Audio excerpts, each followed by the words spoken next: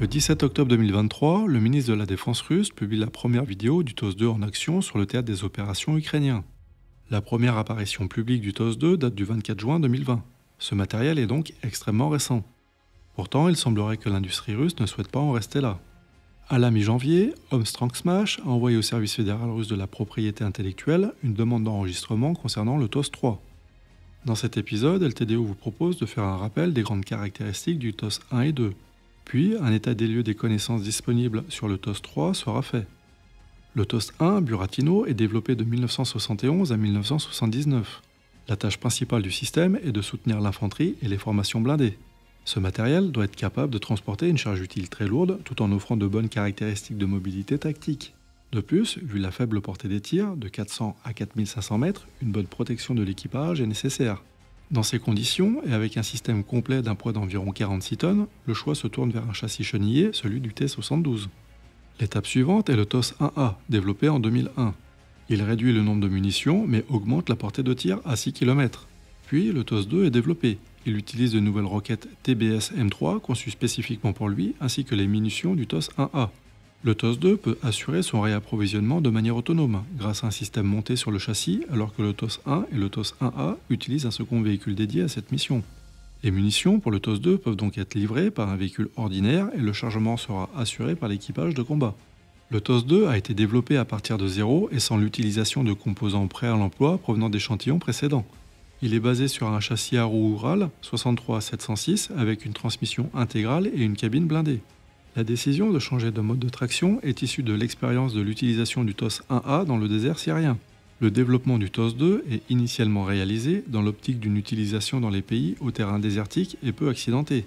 Le châssis à roues permet, dans certaines conditions, d'augmenter la mobilité et la rapidité d'intervention. De plus, de manière générale, le châssis à roues est souvent vu comme plus économe.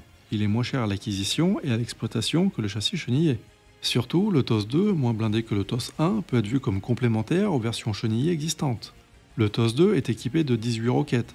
Ces roquettes de 220 mm sont soit des modèles utilisés par les TOS 1A, soit de nouveaux modèles développés pour les TOS 2 dont la portée est plus importante.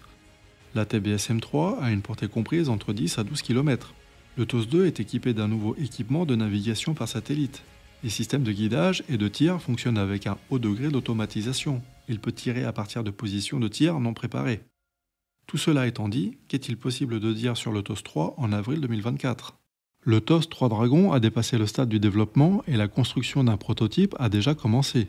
Le 8 avril 2024, l'agence de presse TASS publie une interview d'un directeur industriel du groupe Rostec qui confirme cette information. L'existence de ce projet n'est connue que depuis le début de l'année 2024. Il semblerait que Omstrang-Smash soit à la manœuvre.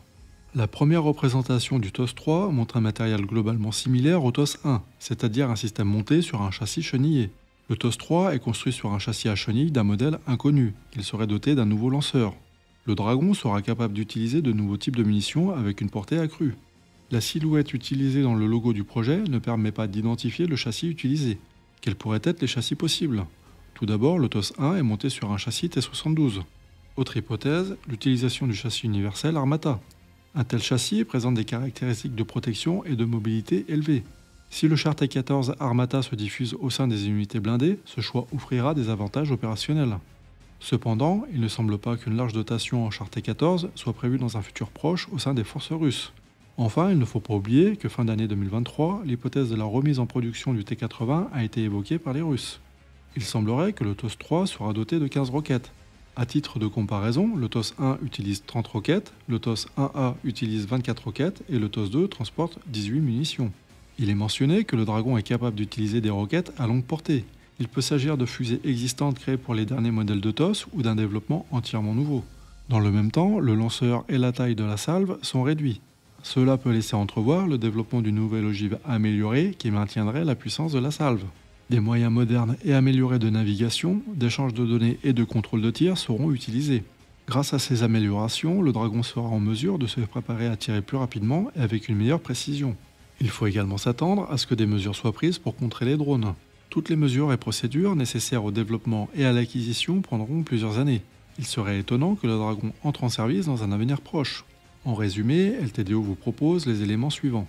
La Russie, engagée dans un conflit de haute intensité depuis 2 ans, décide de poursuivre le développement de lance-roquettes lourdes de courte et moyenne portée. Le nombre de munitions entre le TOS 1 et le TOS 3 est divisé par 2 grâce à une augmentation des capacités de destruction des munitions. Des munitions de courte et de moyenne portée sont disponibles.